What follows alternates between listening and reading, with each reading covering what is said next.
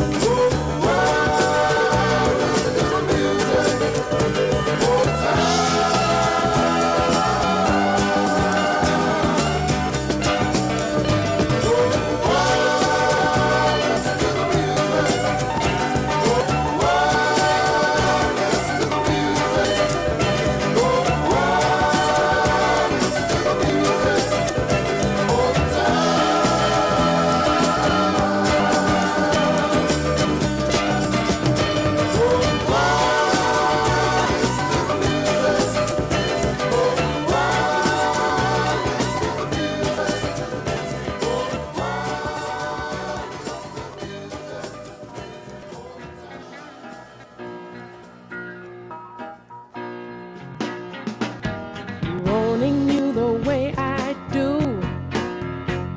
I only wanna be with you, and I would go to the ends of the earth, 'cause darling, to me that's what you're worth. Where you lead, I will follow anywhere that you tell me to. If you need me to be with you, I will follow where you lead. If you're out on the road, feeling lonely and so cold, all you have to do is call my name and I'll be there on the next train. Where you lead, I will follow anywhere that you tell me to. If you need me to be with you, I will follow where you lead. I always wanted a real home with flowers on the windowsill. But if you wanna live in New York City, honey, you know I will. Yes, I will. Yes, I will. I never thought I could get satisfaction from just one man. But if anyone keep me happy, you're the one who can. And where you lead, I will follow anywhere that you tell me to. If you need me to be with you, I will follow. Oh, where you lead, I will follow anywhere that you tell me to. If you need me to be with you, I will follow where you lead. Oh, baby. Ooh,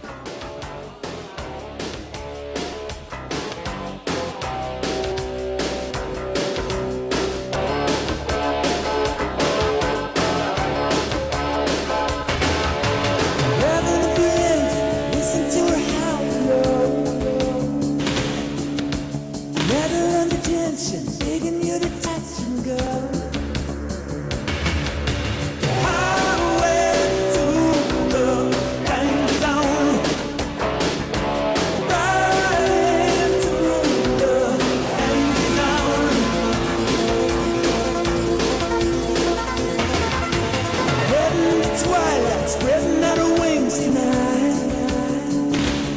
She got you jumping off the deck, shoving into overdrive.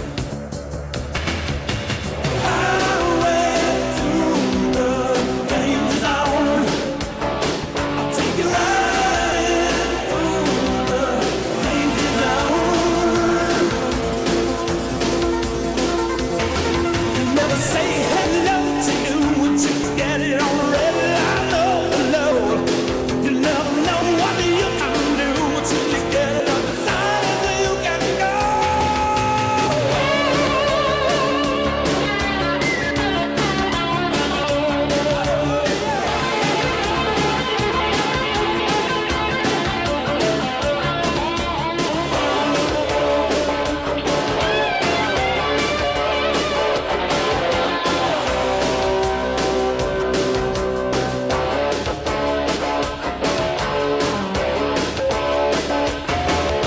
Out on the edge, it's always where I burn to be. Further on the edge, the hotter the intensity. Highway to the danger zone. Gonna take you right into the danger zone. Highway to the danger zone. Right into the danger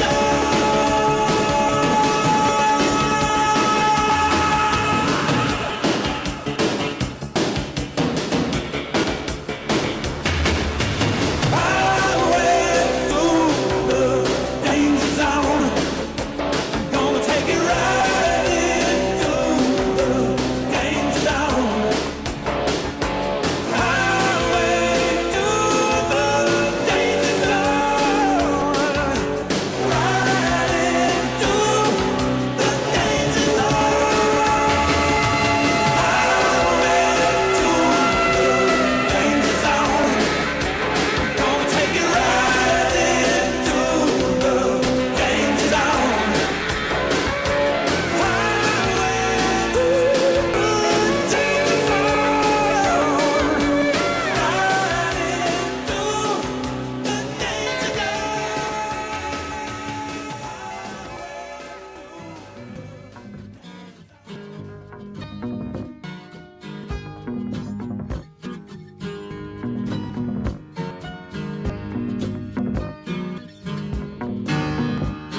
You walked into the party like you were walking onto a yacht.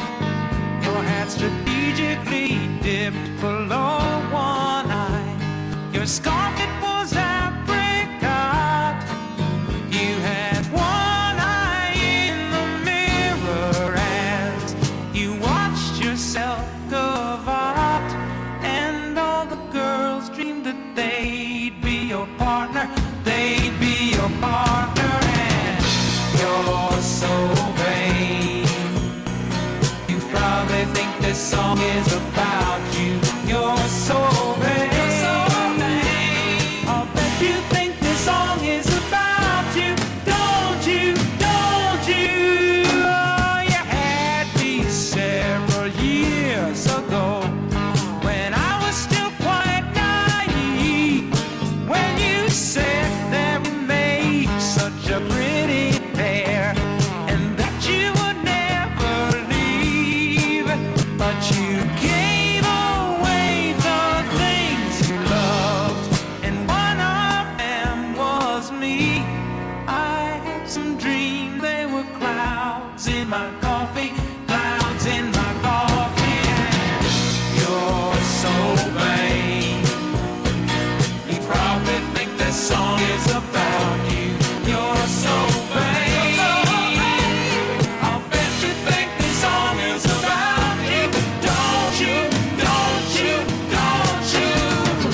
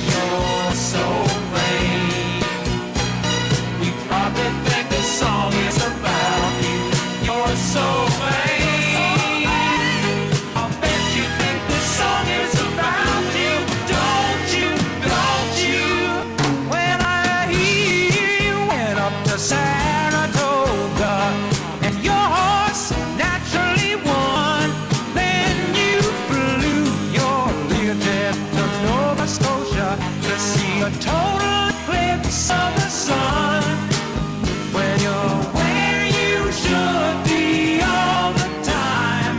And when you're not, you're with some underworld spy or the wife of a close friend, wife of a close friend. And you're so vain, you probably think the song is about you. You're so vain, I'll bet you think the song is about you. Don't you, don't you, don't you?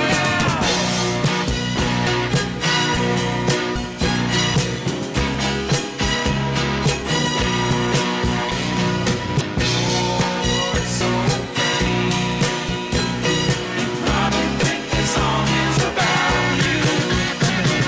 You're so vain, you probably think the song is about you.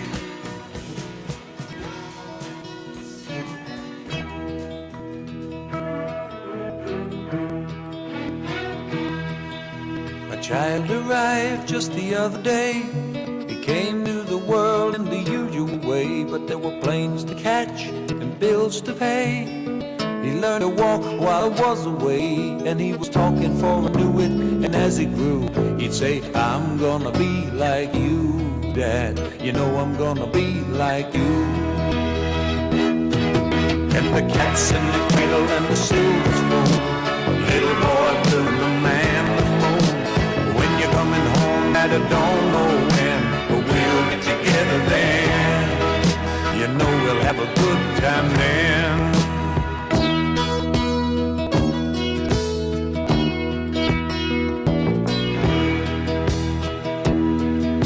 My son turned 10 just the other day. He said, thanks for the ball, Dad, come on, let's play. Can you teach me to throw? I said, not today, I got a lot to do. He said, that's okay, and he walked away, but his smile never dimmed. He said, I'm gonna be like him, yeah, you know I'm gonna be like him.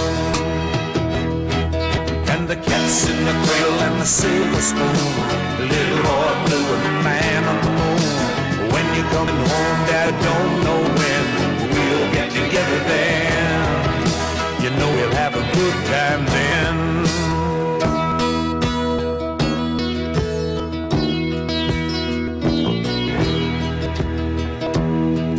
Well, he came from college just the other day, so much like a man, I just had to say, son, I'm proud of you.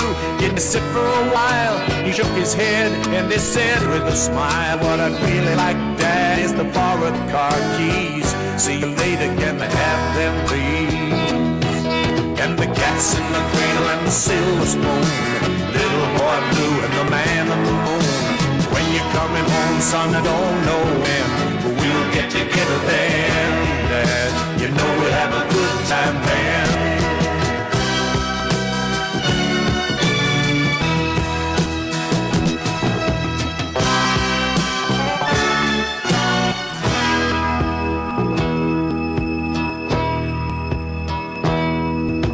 I've long since retired, my son's moved away.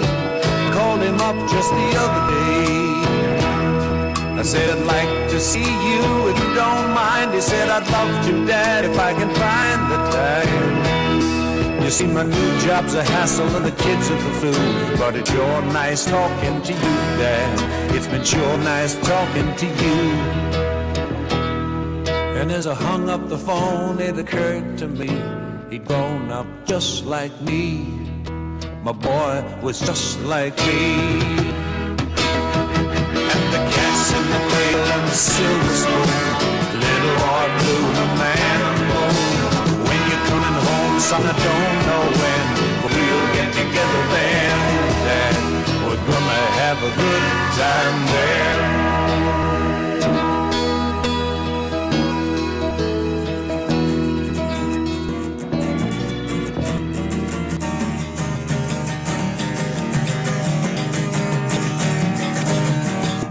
Paradise, put up a parking lot with a pink hotel, a boutique, and a swinging hot spot. Don't it always always seem to go that you don't know what you've got till it's gone. It'd be paradise, put up a parking lot.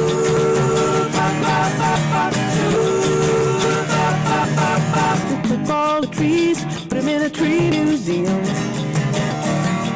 and they charged the people $1.50 just to see them. Don't it always seem to go that you don't know what you've got till it's gone? It'd be paradise, put up a parking lot.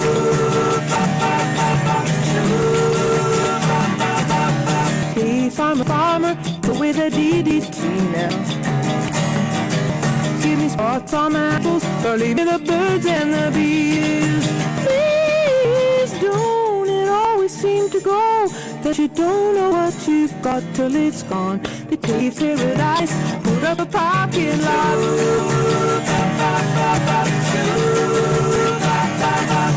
Late last night, I heard the screen door slam, and a big yellow taxi took away my old man. Don't it always seem to go that you don't know what you've got till it's gone. We paved paradise, put up a parking lot. I said, don't it always seem to go that you don't know what you've got till it's gone. We paved paradise, put up a parking lot. Paved paradise, put up a parking lot. Paved paradise, put up a parking lot. And we've just begun. Think I'm gonna have a son.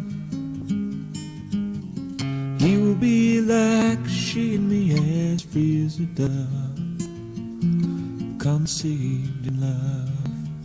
Sun is gonna shine above. Even though we ain't got money, I'm so in love with you, honey, and everything will bring a chain of love. In the morning when I rise, bring a tear of joy to my eyes and tell me everything's gonna be alright. Seems as though a month ago I was beta high, never got high. Oh, was a sorry guy. But now I smile to face a girl that shares my name. Yeah, now I'm through with the game. This boy will never be the same. And even though we ain't got money, I'm so in love with you, honey, and everything will bring a chain of love.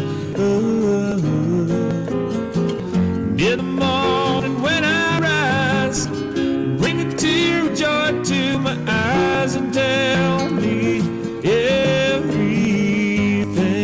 gonna be alright. Pisces, Virgo rising is a very good sign. Strong and kind, and the little boy is mine. Now I see a family where there once was none. Now it just begun. Yeah, we're gonna fly to the Ladies and sun. gentlemen, we're just about ready to kick off our program. Please find a seat and be sure to silence your mobile devices. Love with honey, and everything will bring a chain of love. And in the morning when I rise, bring a tear of joy to my eyes and tell me everything's gonna be alright. Love the girl who holds the world in a paper cup. Drink it up. Love her and she'll bring you luck. And if you find she helps your man, better take her home. Yeah, don't you live alone. Try to earn what lovers own. Even though we ain't got money, I'm so in love with you, honey.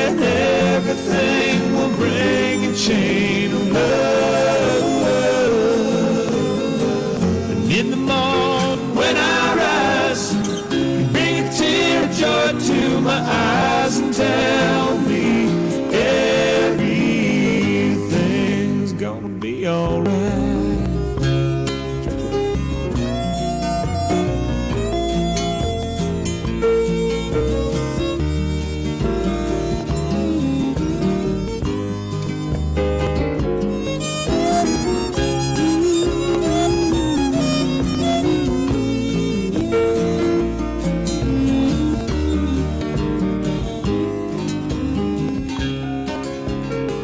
Ladies and gentlemen, we're just about ready to kick off our program.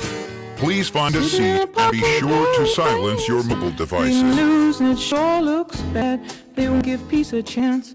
It was just a dream some of us had. Still all the lines to see, but I wouldn't wanna stay here. It's too old and cold and settled in its ways here. All the California, coming home. I'm gonna see the folks I dig. I'll even kiss a sunset peak. California, I'm coming home.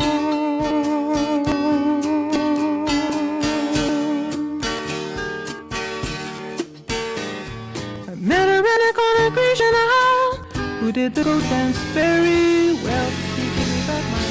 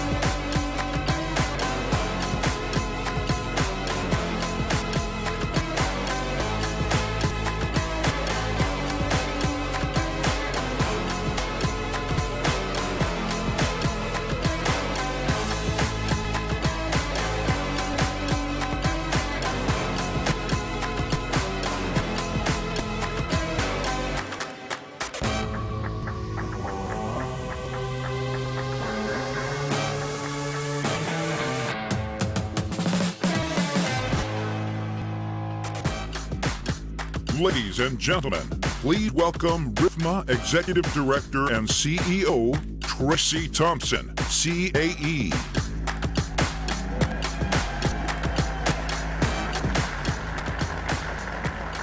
Good morning. Welcome to Denver. I cannot think of a more beautiful setting for celebrating the 15th anniversary of RFMA. Before we get started with the celebration, I would be remiss if I didn't address the coronavirus situation. So let's just do that for a moment. We respect the decision that some companies have made to institute a travel ban temporarily, and we sure miss those who couldn't be with us this week, but some of them are out there live streaming with us right now. For those of you who are here, we thank you for your commitment to being here and for your trust in us. We've been regularly monitoring the CDC guidelines and are working in close partnership with the Gaylord Rockies to ensure that all sanitary practices are in place. We are committed to making this the great show that you've come to expect from RFMA, and we ask each of you to follow suit with good hand hygiene and social distancing practices. Now, back to the celebration. So for those of you in the room and on live stream who have been with us since the beginning, I bet you're thinking the same thing I am. How is it possible that it's been 15 years? I know I haven't aged that much. For those of you who are new to RFMA, where have you been? We've been waiting for you. We've missed you, but we'll get you caught up. So over the past 15 years, we've grown from a small startup association with just enough restaurant members to attract our first batch of exhibitors and sponsors to what we are today. With over 1,400 members, 375 exhibitors here with us today, and more than 90 sponsors, including the same premier sponsor who started with us 15 years ago, National Hot Water. Let's give them a big hand. We are now a force to be reckoned with, both in the association industry and the restaurant industry that we serve. So thank you all for being part of our past, our present, and our future. It is my absolute honor, along with the whole RFMA staff who are out there somewhere, Anna G, Debbie, Heather, Jeff, Reagan, Ryan, and Stacy, to serve each and every one of you every day. So thank you for entrusting us with your association. And now, it is my sincere pleasure to introduce our 2019 Chairman of the Board, Rob Walk.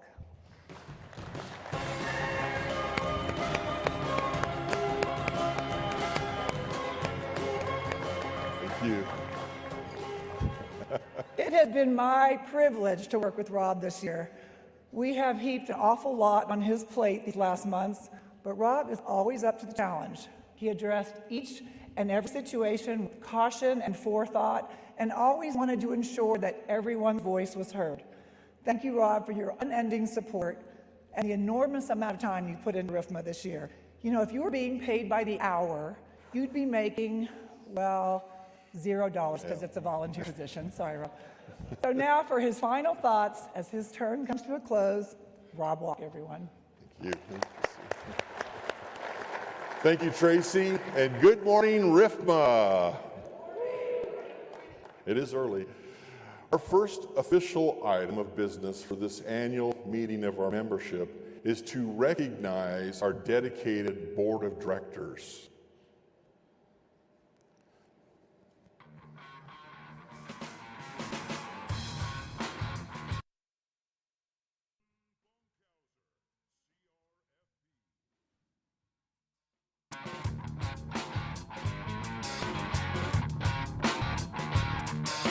Tom Likens, CRFP.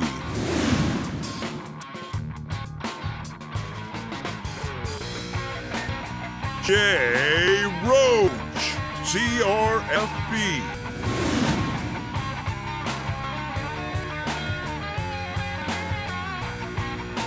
Nikki Hale, CRFP.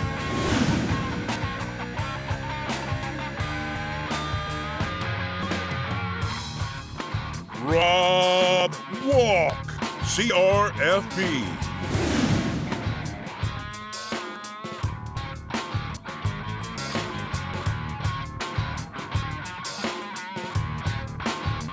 Samantha Bordstar.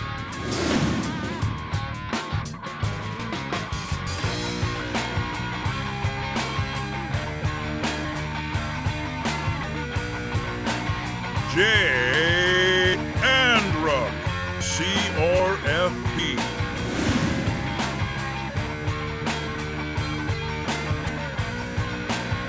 Bill Byers, CRFP.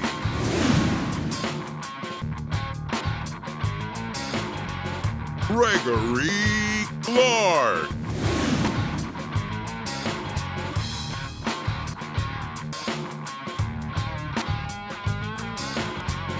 Rob Foraker.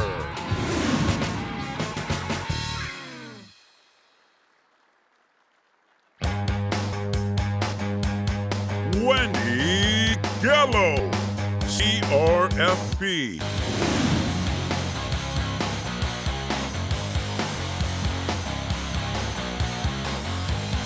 Bevan McPherson, CRFP.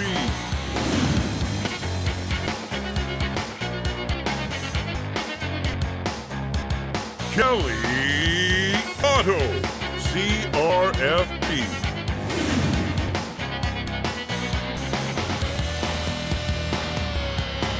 Valerie Schoenholz.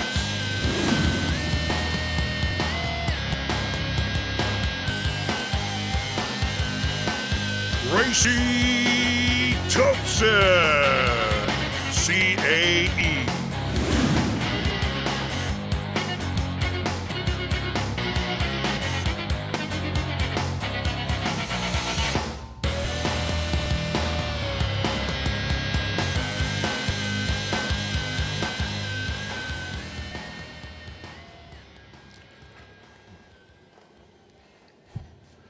Next, we will vote on the slate of officers for the 2020 Board of Directors.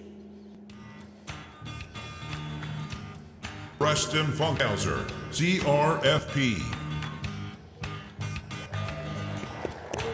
Tom Likens, CRFP. Jay Roach, CRFP. And Nikki Hale, CRFP.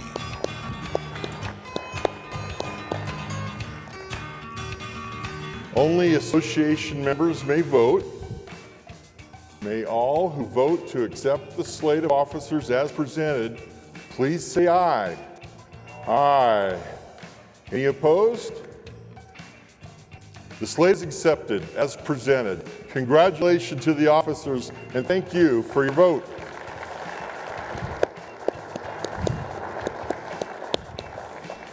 We also want to acknowledge our outgoing directors at large. These board members have served this organization on the board of directors, all of whom will be rolling over to the advisory council. Gary Brackett. Doug Estes. Noel Faya, CRFP. John Kiliani, CRFP. And Michael Wiesena.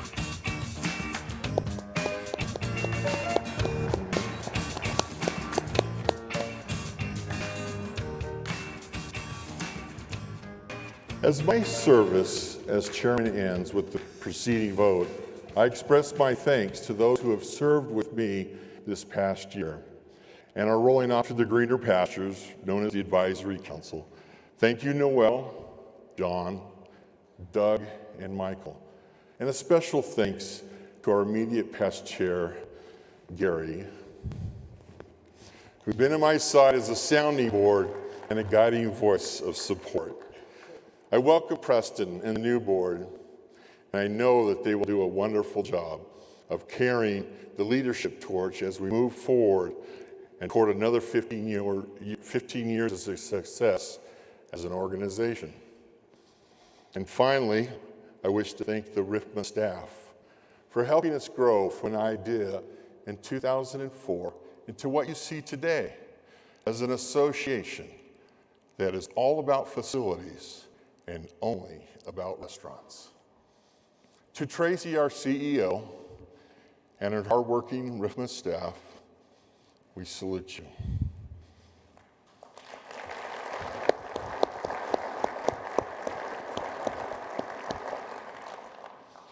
And I wish to share with you some final thoughts.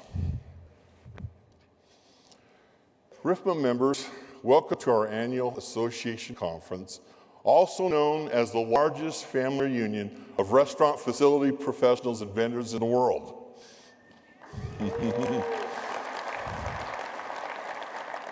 Anybody who has regularly attended these RFMA conferences will agree that you feel part of a larger family. The way I see it, we all come from the root of a restaurant hospitality tree with many branches that complete the canopy, many brand branches. At the root is Grandfather Joe and Grandfather Jack. I see Uncle Jeff. Of course, Cousin Danny's always there. And Debbie. Uncle Gary. Nephew Kevin. Uncle Gordon, of course. Brother Roger. Cousin Randy. Never be missed. Brother Tom. Uncle Mark, character, and Sister Kelly, and so many more. This family tree is an association of kindred spirits as we associate one with another to discover better ways of accomplishing similar goals in our professional careers. As we put forth the effort to associate, we build our own personal network of colleagues and vendors. Over time, these associations develop into long-term, endearing friendships. Again, kindred spirits like that of a brother and sister. A support system like that of a family. The winds of change will continue to come and go. The storms of corporate mergers, downsizings, realignments seem to be more frequent and faster paced as the world moves faster and demands change. Prosperity can seem fleeting. Our comfort zones seem but just a brief moment, but we all know change is constant. When change comes, the RFMA family tree can come through to our rescue and help support us through difficult times of our careers. Words of encouragement are offered. The network of job opportunities are shared. Our vendor partner network that crosses many of these branches of the tree is powerful and influential. The RFMA family tree is a place of refuge where members await to open new doors for us. When I started my tenure last year as your chairman, I invited you to not be a lurker, remember that? But to be a learner. I challenged all of us to be givers of our times, talents, and our ideas. So consider what you will do over the next 2 days of this conference. Make investments of your time in learning and developing career relationships with other members of the family tree that we fondly call the Restaurant Facility Management Association. So with that, enjoy our annual family reunion in Denver. Remember, no lurking allowed. Go learn and associate in your family tree.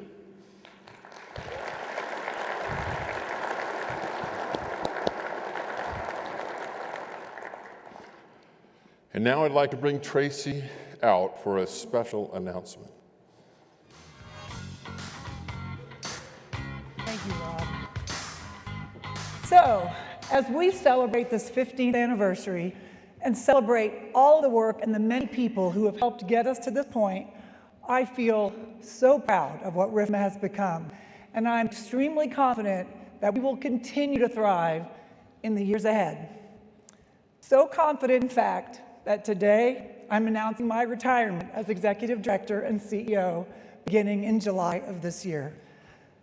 I am leaving RFMA in the very capable hands of our talented staff, our board of directors who will usher this great organization into the future and continue the mission that was started back in 2004. While I may have been the face of RFMA for the past 15 years, I am not RFMA. All of you are RFMA. You are the fiber and the essence of what makes RFMA so special, and it has been the highlight of my career to work alongside you and for you. I know that RFMA is in excellent hands, and I cannot wait to watch from the sidelines to see what comes next. Thank you all.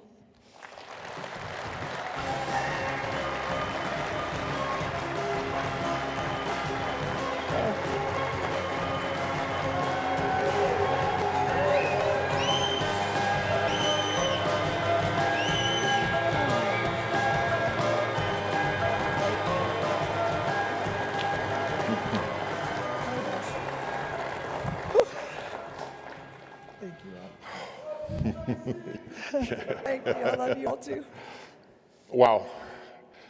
Oh, you were supposed to bring me Kleenex. I know, there was one at the bottom, they took it away.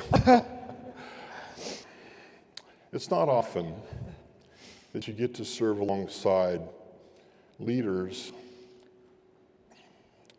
who serve with such passion, with such conviction, with such ethical a moral compass.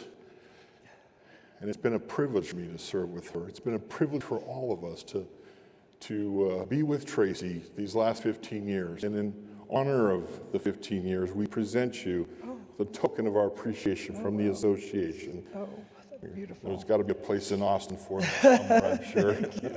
Oh, wow. And we want to say again, thank you. Thank you, Rob. For leaving your heart with us. We will never forget you. Thank you. We love I'm going to you. break the antisocial Yes, we're spaces close rule. Thank you very much. Thank you all. Appreciate it. So we got one more thing. Oh, wait. You get to stand here with me. We Wait. can cry together here. I'm going to have some fun now. We have a special message we want to share with you. Okay. So let's roll that.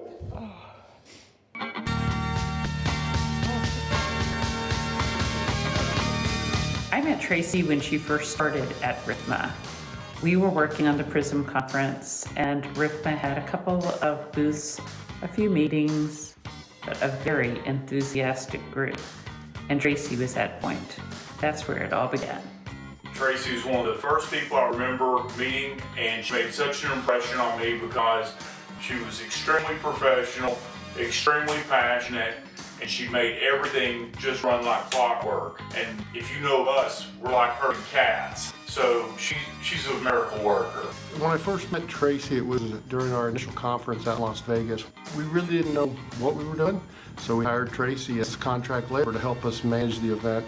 And after about 20 minutes into the conference, we knew that we needed to listen to her. I first met Tracy at RFMA 2009. I was brand new to RFMA and brand new to facilities, and I was so eager to learn. I approached the RFMA booth and I asked Tracy so many questions, and she very patiently and very enthusiastically answered all of my questions, no matter how insignificant. And to this day, Tracy still does the same thing. Tracy's one of those squared away, strong professional women that says basically roll with it and don't let them ever see you sweat.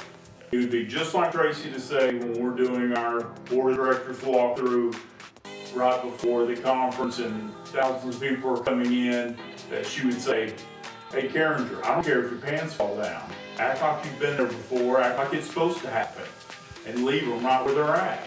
The thing you always hear about RFMA and the people that are involved is it's like family.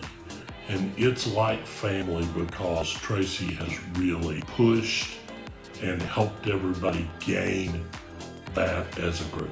She has great listening skills, tremendous amount of creativity, excellent planning and organizational skills, and most importantly, a caring attitude.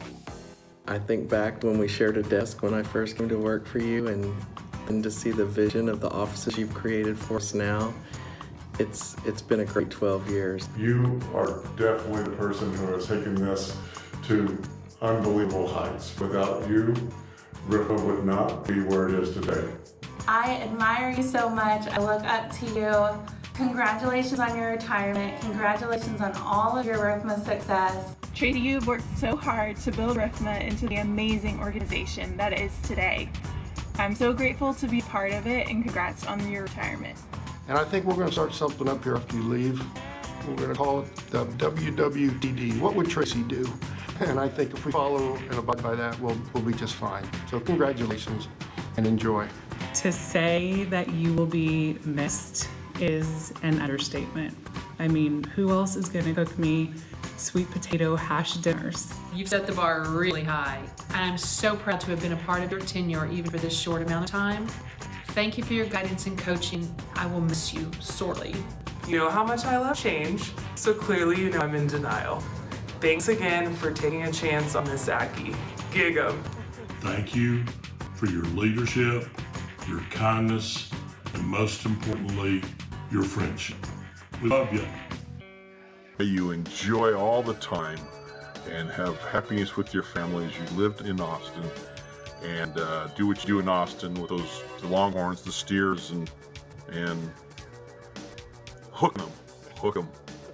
My wish for Tracy is that together, following her retirement and ultimately mine, that we live together peacefully down in Austin, Texas, in her frequently visited by her 3 magnificent daughters. I would love to see her nourish her creative talents, whether that's her knack for interior design and building a home, or whether that is her singing and acting. My wish for you, Mom, is in retirement and would have so many moments where the rest of the family gets to come and visit you guys and share your life with you in Austin. I love you, Mom. Congratulations.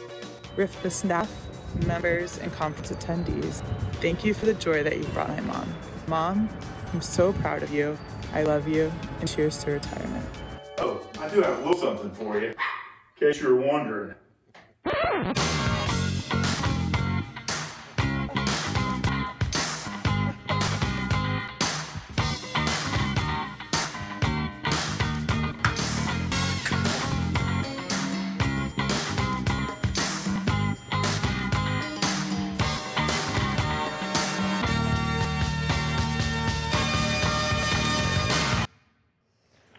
Oh my gosh. Oh my gosh. Woo. Oh God. I don't know what else to say. Thank you all so much. We still have 2 more days of fun. So thank you all, and let's get to the rest of the good stuff. Love you guys. Thank you. Gary, this was on my watch, huh? This had to happen. Thank you. Oh, wow. However, and we talked about change. Association members, I want you to know that the board has known about this for some time. That these things don't come sudden with Tracy. She's a planner, and so this has been planned. We've assembled last fall, the board assembled a executive search committee consisting of some of the executive board members and some of the advisory council board members. So that committee has been meeting, and we also hired an executive search firm, did that last fall as well, that specializes in association searches that would benefit us the best. So we expect this to conclude in the next 90 days, and we'll have a candidate to present to the board to be our next leader and executive director. So we're in a good place. This is a very vigorous search, and believe me, a lot of thought is being put into it. As we know we can't fill Tracy's shoes, but we certainly can find somebody that has the same family kindred spirit that we enjoy now, and we promise you that we will do our best to identify that person. Okay, so now to get back at the business at hand. Here is a brief word from our premier sponsor, National Hot Water, before we introduce this morning's keynote speaker.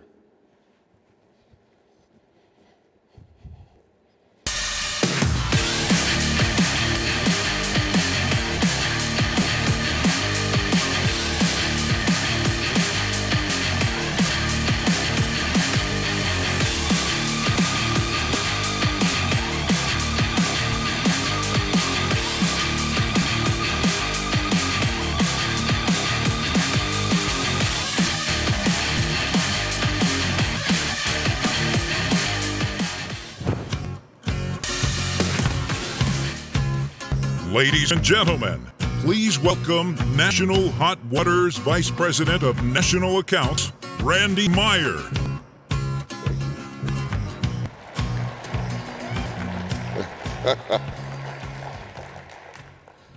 The rare combination of internationally acclaimed adventurer and business CEO, Jamie Clark, is one of a handful of people in the world who have climbed the 7 summits, including the summits of Mount Everest twice, and is the creator of the successful outdoor retail company liveoutthere.com, which has been named one of Canada's fastest growing businesses. Now he draws from his unique position and accomplishments to deliver memorable and relevant takeaways about defining and achieving success, effective leadership in dynamic environments, and aligning your team to overcome any obstacle. Please join me in welcoming Jamie Clark.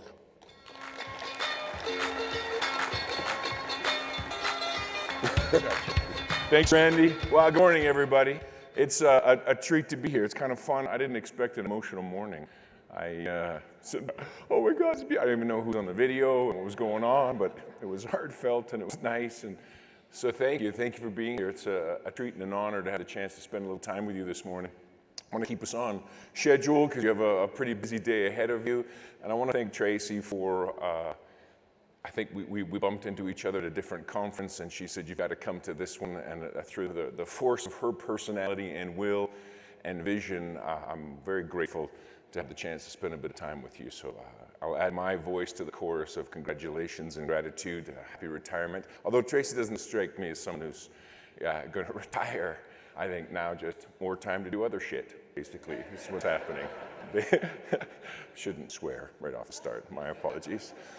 Well, I'm, when you come to a conference and you have a guest speaker, I'm always a little skeptical. I'm always a little worried, and you might be too, and I totally appreciate that, because I think outside speakers are often kind of cheesy and sometimes kind of lame, and it makes me paranoid when I fill that role. I do this a little bit in between expeditions and climbing, and so I'm always a little bit nervous thinking, God, who are you to come to my conference and tell me anything that I should know about our industry? And I wouldn't want to bridge that kind of gap because I'm not an expert in that regard. However, I can tell you that for 15 years, I owned an outdoor retail store, and above us was a restaurant, right upstairs, above us, that seemingly had difficulties with its washing system, which not unfrequently leaked into my down jackets on the main floor. So I became quite good friends with their management team, with their maintenance team. And over the course of those 15 years, learned to appreciate the work that you do directly, because as a partner, as a neighbor, as someone who shared the same building with a very busy and successful restaurant, and it struck me that of all the jobs that got done there inside that restaurant, it was in part, seemingly for me, the maintenance team that was maybe the unsung heroes. It was kind of this work that when everything's going well, nobody knows anything. Everything's working fine, nobody says boo. And then when there's a problem, all of a sudden there become issues. And it had, for me at least, a deeper understanding and appreciation for the work that you do to make these restaurants, these operations happen, where we as customers walk in, have our experiences, whatever kind of restaurant it is, and leave and don't even think about all the infrastructure that makes that even possible, not just to make it a great experience, but to make it safe from a health perspective. So as a fellow tenant of a restaurant, I'm still a little angry about the whole thing in the down jack, but I'm getting over that, and you did a beautiful job of taking care of me, and so I'm grateful for that. I come to this world of retail as adventure fairly naturally. I wanted to be a hockey player. Are there any Canadians in the audience? I just want to check. Oh, there are a couple. I'm surprised you admit that at this point, but. So growing up in Canada, I wanted to play hockey. I'm a Canadian kid. I'm from Calgary. If you're not familiar with Canadian geography, it's like in Colorado. It's like a Denver, Calgary, right? It's like a Boulder. We're right by the Rockies, right by the mountains. And growing up in Canada, people want to play hockey. It's what we do. We also curl, which is a moronic activity, really, curling. I offended you if you're a curler, but give me a break. Although you can smoke and drink and still be Olympic champion when it comes to curling, which is good. Now, if someone hit your rock and you could beat them up, now I'd be into curling, and that's what hockey has. Hockey has that ridiculous kind of barbaric piece of violence involved in it, which is foolish and terrible, but it's an awesome game. It really is an awesome game. And growing up in Canada, we love the game. I wanted to be a professional athlete. I wanted to win the Stanley Cup, which is the holy grail of hockey. I wanted to, maybe San Diego would have a hockey team, and I could move to San Diego and make US dollars and live in California. Marry a movie star. Would that be Justine Bateman? I even picked her out when I was a kid, Justine Bateman. If we're of similar age, I just turned 52, so if we're of similar age, remember Family Ties? Remember that show? Remember Mallory? I was crazy for Mallory, and I figured, this is not the way I thought this presentation was going to start, but I was crazy for her, and I figured if I was a professional athlete, I could court her, she would dig me, we'd be happy. My mom hates hockey. Terrible woman, does not think it's a good game, very unpatriotic. She hates it because it's violent, and it's that violent part, that reptilian brain of mine that she didn't support as a kid. Plus she believes we live in a world where we make heroes of athletes, which doesn't make sense to her. We pay millions of dollars to skate around in circles or catch a ball, where we pay people who come into your home when it's on fire a fraction of that. Makes no sense to my mom, and I'm glad I have her as a mom, because that really sorts out priorities in life, that whole sentiment. But we always had this conflict because I wanted to play hockey, and she would, I don't think you should play hockey. It's a dangerous and violent game. You should be a mountain climber. It was her idea, all this stuff. Mom, mountains are dangerous. I know, but they're not violent, baby, and it's the violence that I don't like. And you're gonna hit your head and you're gonna get a concussion. My mom longed for the long overdue conversation we're finally having as parents and as a community and talking about concussions. You're gonna hit your head, and what's in there is limited, and you're gonna be damaged. And then you're gonna stay home a lot longer than I anticipated. So no, you're not playing that game. It should be a mountain climbing. For every birthday, my mom gave me books about mountain climbing, adventure in general, but mountain climbing in particular. Every birthday. Can you imagine 1978, you're 10 years old, you come downstairs thinking you're gonna get some Star Wars figurine, some new Chewbacca toy or something, and it's a book. And you're like, another book. Can't believe it. I flipped through the pages, didn't really read those books because I'm angry, I got a book for my birthday. Then a few years later, around 13 or so, I began to read the books. I was desperate, clearly. And I began to read those books and my life changed direction. Because I found in those stories, whether they were triumphant or tragic, whether success, failure, whatever the outcome, the people who had, I guess they'd cultivated the courage to undertake something where the outcome was unknown, this proper idea of an adventure, where they had the courage to begin something, they were rewarded tremendously. Maybe not in the accolades and the pat on the back and the success as we define it today, but just through the undertaking, their characters were forged anew. And I was mesmerized by that. I thought, Mom, maybe you're onto something. Maybe I should be an adventurer.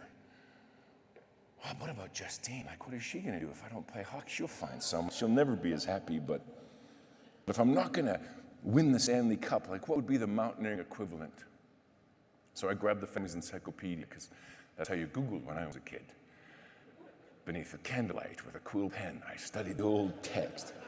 My son, he's 19, he's like, Dad, how did you find information in the olden days? I'm like, oh, son, it was complicated, I tell you what.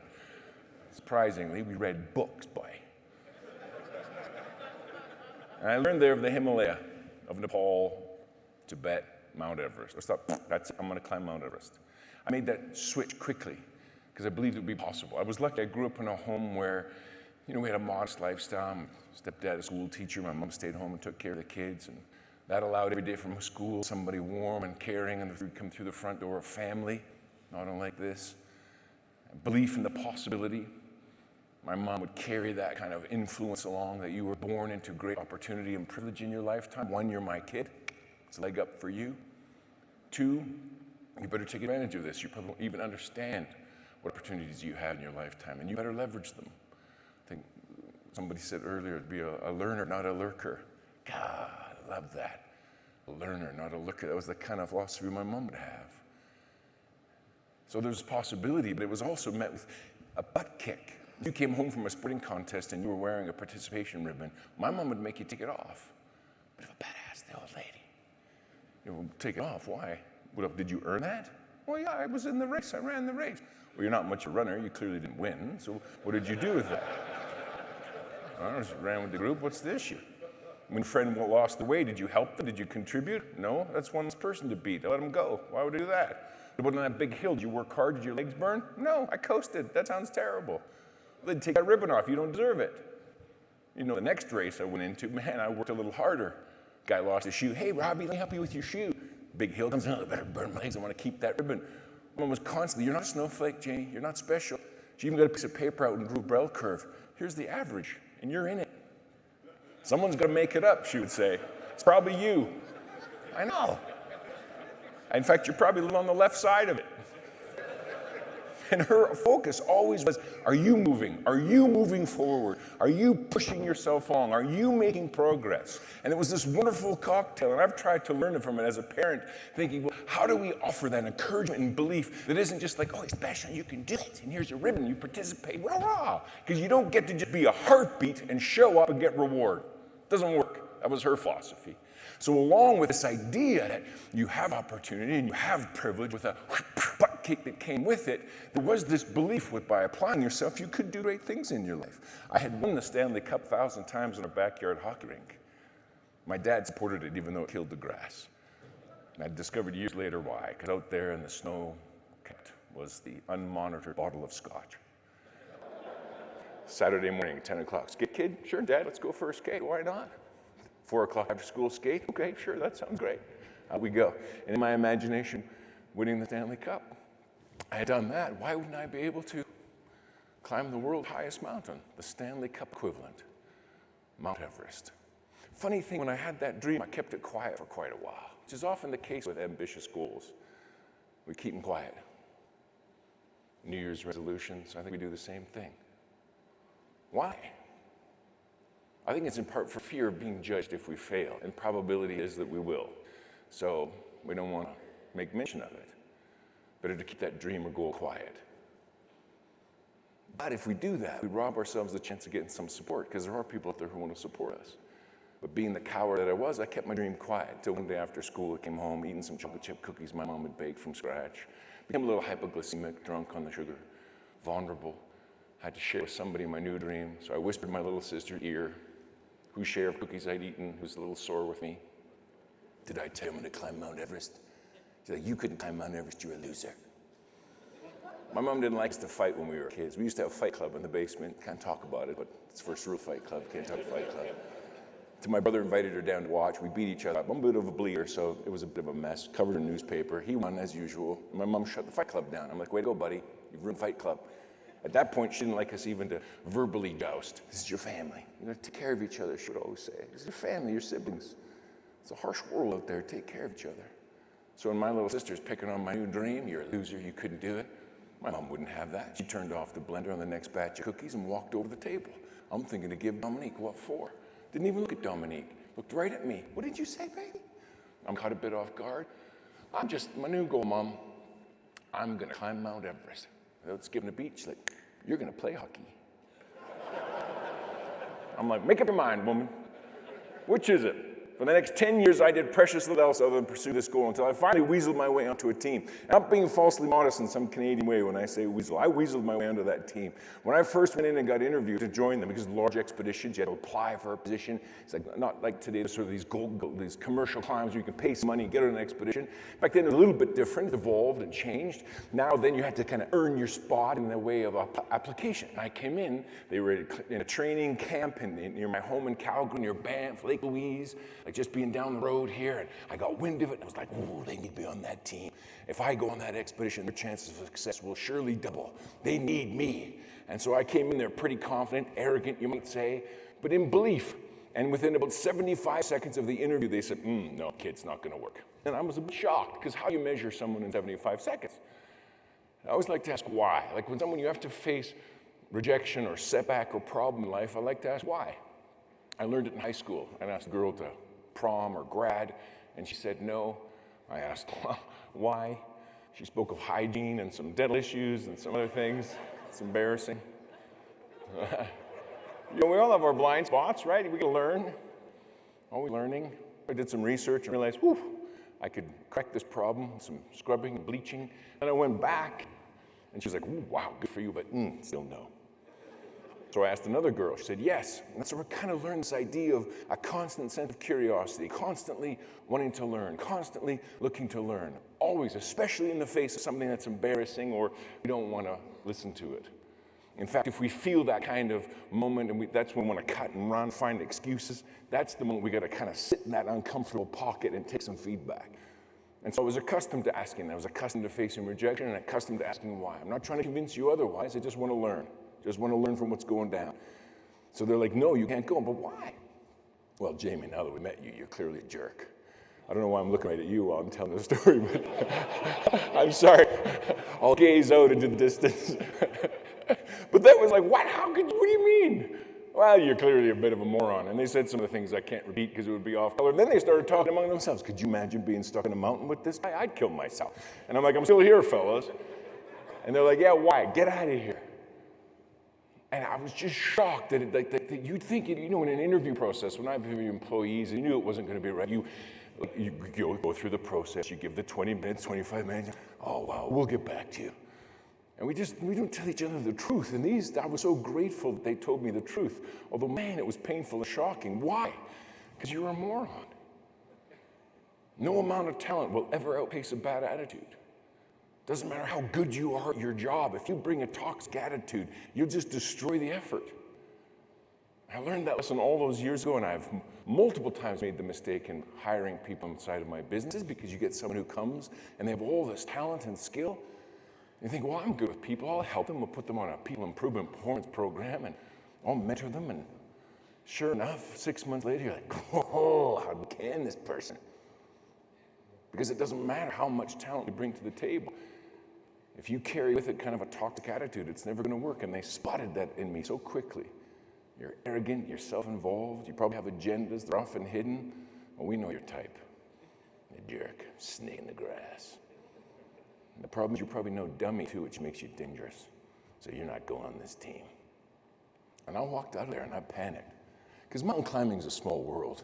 It's a strange group of weirdos. And they're all kind of connected. And I thought, this is going to spread like wildfire. What happens if, like, 2 years from now, another team's going to the mountain, and they think, hey, what about the Jamie Clark guy? Nah, total jackass. Okay. I'm going to miss out opportunities I didn't even know I was missing out. I got to fix this. I got to go back to them. I got to prove to them that I'm a total waste of skin. And the reality was, this wasn't the first time I'd heard this. I'd heard this kind of feedback about attitude in multiple situations in different circles. I had just thought up until that point that I was unfortunate to be surrounded coincidentally by a lot of idiots. Only to realize that maybe I'm the idiot. And that was a bit of a crisis of self, for sure. But I thought, if I go back to them, I know they don't want me on the team, but maybe I could help. Every expedition I've ever been a part of, it's always a panic prior to departure, right? Any launch, any project, any opening, it's always a panic. Even though we've done it before, we've got all the planning and preparation, we've hit the threshold. Sure enough, the last month on an expedition, the last few days before a restaurant opens, it's always running around trying to get stuff done. I will show up and help them. And whatever job they give me, I will do it like it's the best job on the planet. Whatever grunt work that nobody else wants to do, I'm going to be like, that's my favorite kind of work. And so I went back to them, pleaded my case, and thinking through osmosis, I could absorb some information. Anyway, just by doing the grunt work, there'd be a win-win. And to this day, I'm grateful to them because they gave me the shot. Clearly, I had lots of grunt work to do, and not very many hands to do it, so they gave me all the crap work. And whatever the job was, I was like, I love that job, and off I would go. A month into it, they're like, that kid's so annoying, I'm gonna choke him if he says he wants to do more grunt work. I'm sure behind the scenes, they were like, let's dream up some real shit work for this kid just so we can break his spirit. Yeah. One of the jobs was to pack huge boxes of gear for the expedition, build a manifest so all the gear would be known exactly where it was. Nobody likes doing that. Build the spreadsheets, pack the gear. Another job was to figure out how to work this new satellite telephone system that a sponsor had provided. You pull out the manuals, thick manuals. Oh, that must be all the languages, just English. Ooh, but I love reading manuals. So I read the manual from cover to cover. Could figure out how to pack all the boxes and work the manuals. And on the day of departure, the base camp manager, the designated base camp manager, had to pull out of the expedition. Family situation, no tragedy, just the circumstance, couldn't go. And then they panicked. Day away from departure, base camp manager can't attend, they need this extra help, what are they gonna do? They're looking right at me like, who knows what's in these boxes? I do, I packed the manifest. Who can we get to come and do this work? I can do it. What about this sat phone? We're gonna find someone to run this. Well, I actually read the manual. Those are all my notes in there. I can do it in the dark. Hook it up to the solar panels, I got it wired. They're looking right at me. Who are we gonna find to do this work? They went out into the community trying to find somebody. And I'm like, no, I'm still here. I'm still the only one. Probably nobody else who's got the time because I'm clearly doing nothing. I can go. And they're like, you could just see the leader like, gave me the job.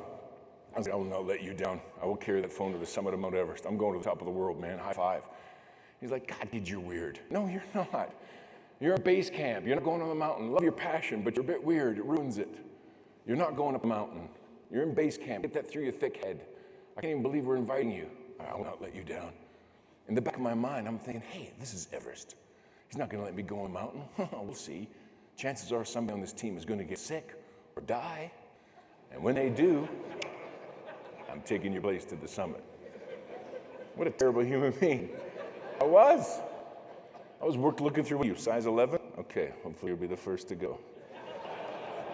I'm watching you with a little E. coli in your snack there. Oh, terrible. You know, I don't know. Maybe my son is 19, my daughter's 16. I'm spending a lot. He's in this, gap year, heading off to school, and you hear if you have kids or around kids or have the misfortune of being a parent. No, just kidding. It's a wonderful thing. But it makes me think because I hear him say things. I hear him talk on the phone with his friends. Oh, they don't talk on the phone, but I read his text over his shoulder. And I just think, man, you're a moron. What is going on in your brain, man? But then I realized he's twice as smart as I was at that age. It's so easy to forget our former self. It's so easy to forget the progress that we've hopefully made and take those things for granted. And I look back and I think it's a helpful exercise because it helps us create a little bit more empathy and understanding for those who are coming. Empathy not from an emotional perspective, but from a deep intellectual exercise, like to really understand that person in that other spot, to really think what it must be like for there to be that experience so that we can improve our communication. And looking back and having that reflection, man, I just said and did some dumb things. So self-evolved. I wanted people on this team to get hurt so that I could succeed. Like, it's just embarrassing to think that. And then I got to know everybody and I realized, oh, I don't want anybody to die. Like a broken bone never hurt anybody, but I'd feel bad if they died. Just a little bit bad. Looking on the eve of departure, I got a call from my Gramps, the old scout. Man, here's a guy who just didn't understand mountain climbing. I mean, he fought in a war, he grew up in a depression, left home at 15 to work because he was hungry. This guy just thought mountain climbing was a waste of time. This is what you're going to do with your life, grandson? Didn't help that I was living in a van down by the river at the time, so optics weren't great. He says, you're going to go do this, and your mom's told me to buy out for years, but damn it, grandson. I think I can swear if I quote somebody. I think it's inside the rules. Damn it, grandson. You're going to do this thing, you know. Be of service, he would say. Something about your agenda. Something about what you want to accomplish on this team. Just be of service. All this conflict in your life, all this struggle that you have, it'll probably disappear. Because when you can kind of stop arguing with people about stuff and turn your shoulder so that you're looking at something common. He's telling me over a smoked meat sandwich on McLeod Trail in downtown Calgary. You're arguing all the time. I see it, your ego, your ambition, and you're a little jerk, and you're arguing all the time. If you can just kind of turn and talk and see the vision, be of service, it'll take a lot of this tension out, and your life will be a lot better, even if it's wasted climbing mountains. And I was like, well, thanks for the lunch, Gramps. You know, I would have dismissed him as an old coot, but I was still hungry and I needed to finish the sandwich. Are you gonna eat that pickle?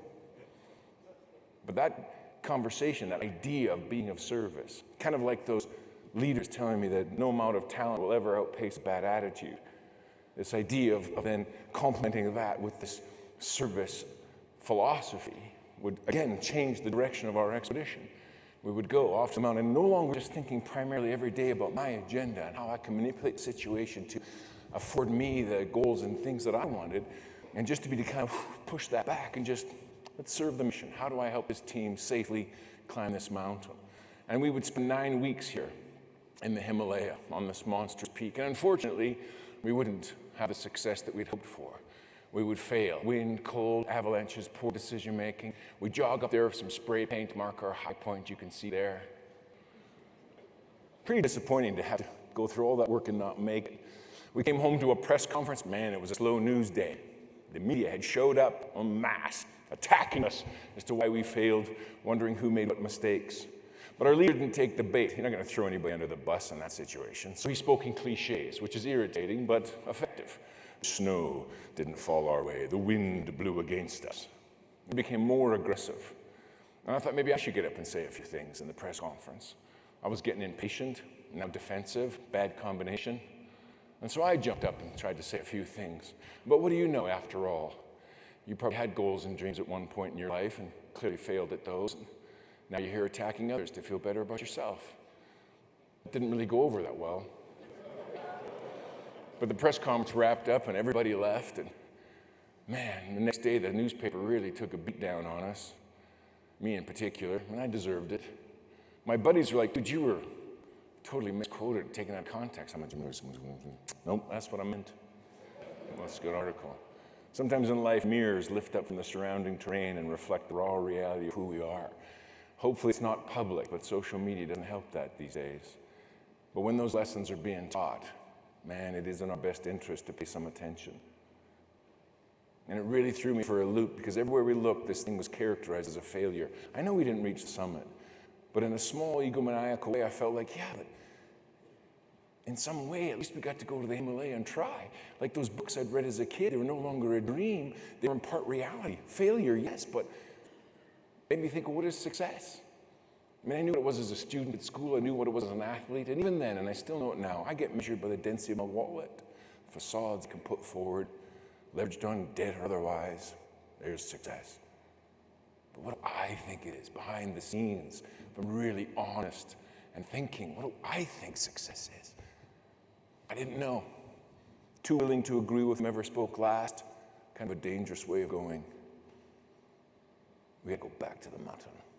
Not just with the goal of reaching the summit, but forging some of the character we clearly lack. I started calling teammates. All of them were angry. It's 4 a.m. That's a good point. Good point. More reasonable hour would be better. I'm going to surround myself with the best climbers. I wonder if I could pull a full team together where I'm the weakest climber. Probably not possible, but I'll give it a try. It was actually shockingly easy when you go looking to find people better than you to fill the room. Because subconsciously, we pat ourselves with people who help us feel good about our ideas, our perspective on life. A failure of our subconscious. Because then we're not challenging ourselves. I couldn't take it, though. My ego was too fragile. Every training climb, I was the weakest. Every meeting, we had the least experience. I thought maybe I should pull out of the expedition. I'm not bringing any value. It was a good idea in the beginning, not so good after all. It's not fun being the dumbest in the room. And then we get together and have a meeting and say, we need to raise money for this expedition. We need to raise $500,000. We need a salesperson to go out and sell the expedition. I thought, that's me. I mean, who can't sell, right? Probably no salespeople in your life. It's a pretty straightforward job. You show up at 10, you leave at 2. It's a long lunch, probably at your restaurant. Big deal. Collecting commission and going to the President's Club. That's what salespeople do. That's what I thought. Until, again, I was a salesperson and realized there's a lot of work involved in this. And for 6 months, I went out and pitched and raised nothing. I had $500,000 to get, and I raised nothing. Finally, I closed a guy who ran a restaurant, a Tim Hortons, my Canadian friends. Good old Tim Hortons, yep.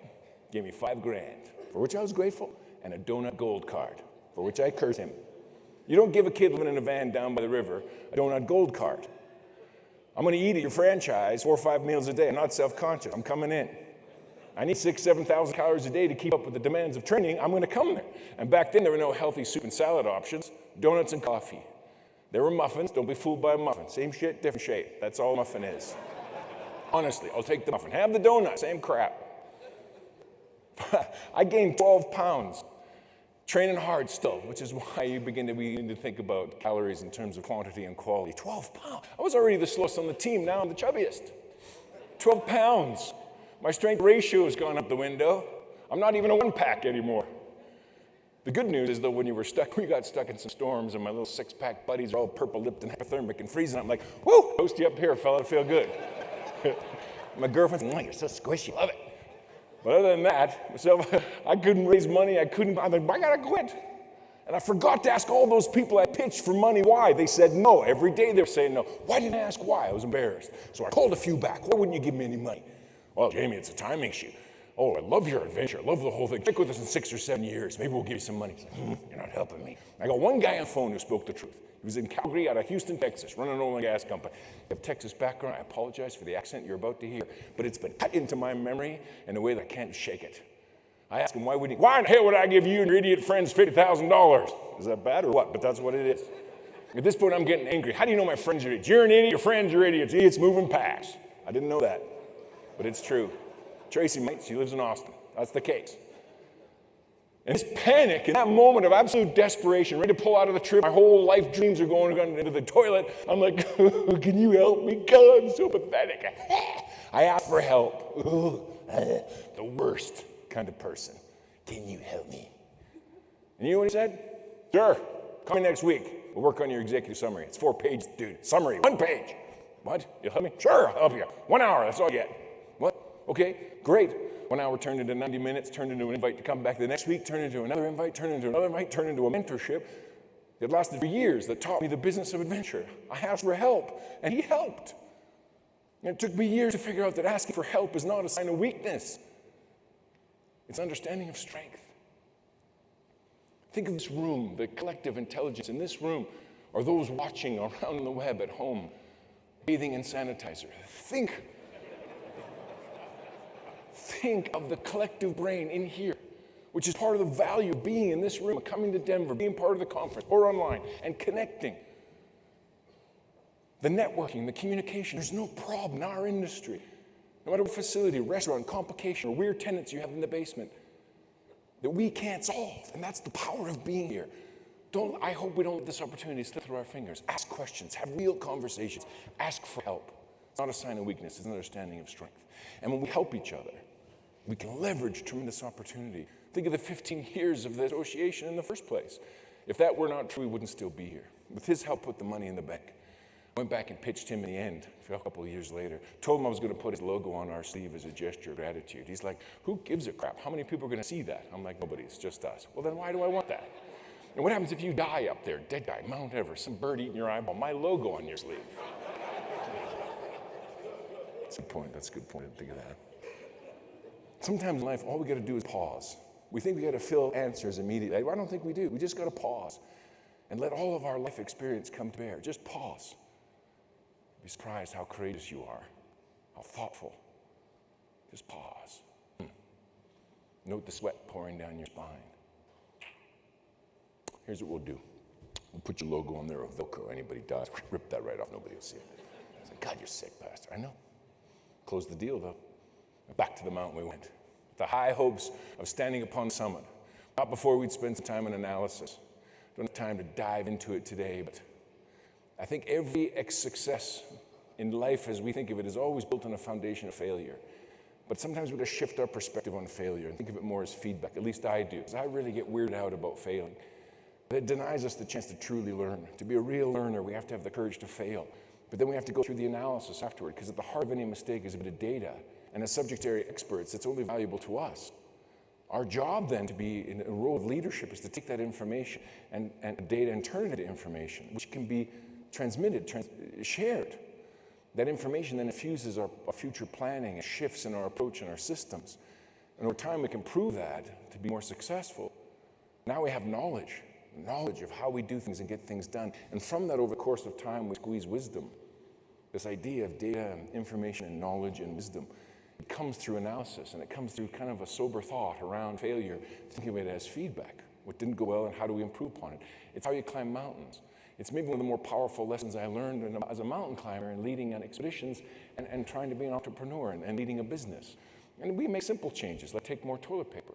We ran out of toilet paper on Mount Everest. Bad situation. Nobody's fault. We had actuaries and spreadsheets. We did the calculations on consumption rates. But we ate some food that affected our digestive tract in a way that nobody anticipated, which meant our consumption rate went through the roof. More information necessary? Probably not. You get what I'm saying. When we came home from that expedition, the media said, well, why did you fail? Our leader could have said, we ran out of toilet paper. Shut the whole thing down. Because you know what that's like. And we were having this meeting in the mountain town of Canmore, drinking Molson Canadian, which is a fruit juice that grows in the prairies of Saskatchewan, right, my Canadian friends? I pushed those cans aside and put toilet paper and said, what we're doing here is difficult, and we got to learn from it. We got to remember that the map is never the terrain. The map is never the terrain. The map gives our direction, gives an understanding, a unity, a vision, but the adventure will unfold in a way that underfoot, the ground is constantly shifting. It's never going to be exactly what we expect. And if we can cultivate that sense of willingness to be open to what we bump into, it helps us manage our energy better, because the map is never the terrain. And back to the mountain we go, the high hopes of standing upon the summit. We travel across the Tibetan plateau, and then off in the distance, Mount Everest. Look at that monster, head and shoulders above the surrounding peaks. It's a beauty. I mean, if you're not into mountains, anyway, it doesn't matter. I'm digging this. Look at that, scraping the heavens. That's cool. And we find ourselves walking across this plateau and hanging out with the young kids. And we note the high-tech diaper. Look at this. This is a time saver, man. Cut a hole, let her rip, back to the game. Tag, you're in. Wow! You get a good tan, too. Wow, we don't have time. The first person to climb Everest, anybody know? Bam! There's a prize for you. We'll get you a new water heater. There it is. I know a guy. He sells good ones. What's up with paint, though? That freaks me out with the whole paint thing. It's supposed to be water heating, not paint. I got to talk to him about that. Our team is on the mountain for 9 weeks. We're climbing on the mountain. We're climbing without bottled oxygen. We're whittled down to a few that are capable of climbing because an expedition just beats everybody up. You get altitude sickness, you get injury, your immune system's compromised, you get injury, you get hurt, you get cracked ribs, it's a mess. But you plan for it with a team that's robust and training you at the depth on your bench. And we find out that we're in position, the two strongest. We're going for the top, and they start at midnight. They've got headlamps, and they're stabbing into the night, and they climb for 6 hours until the Himalaya explodes in the dawn of a new day. Here, one of the climbers, maybe in a bit of denial before this, is he can't breathe. He's got pulmonary edema, fluid gathering in his lungs. It'll drown him if he's not careful. Altitude sickness in acute form. He has to go down. There's no way to solve it other than descent. His buddy wants to help him, but he said, no, you go for the summit, you go for the summit. And so, conflicted, he lets his buddy go down to relative safety of the high camp, and he keeps climbing, and he climbs, and he climbs, and he climbs for 9 more hours up the mountain. Climbing, please stay the whole time, and slows down, gets hit by a storm, whiteout, clouds, and wind. He can't even see the hand in front of him. He gets in behind some rocks just to get some shelter from the wind, trying to think things through on his hands and knees, lest he be blown off the mountain. And he's thinking things, and then a break in the storm, finally, the clouds part, and he sees the summit, and he calculates, wow, that's a lot closer than I thought, farther than I hoped, but that's doable. Shit, that's doable. That's like 40 minutes away. He's 160 meters from the summit. 40 minutes away. He knows he can get there. Oh yeah, it's a done deal. The question is, can he get back down? It's the round trip that counts in mountain climbing, right? It is. Oh, that conflict. Because you know you're not coming back next weekend.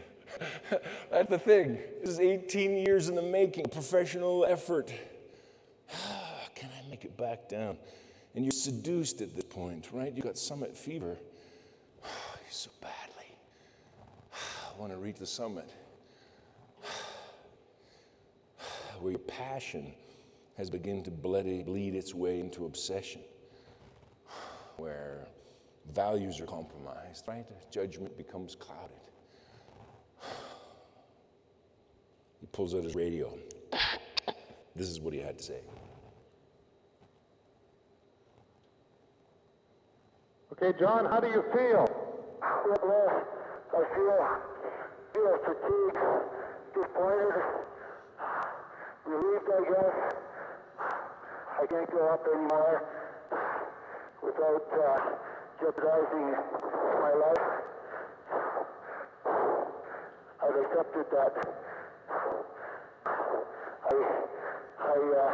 I don't have any, not this time, not the sequence that took place to make it to the top.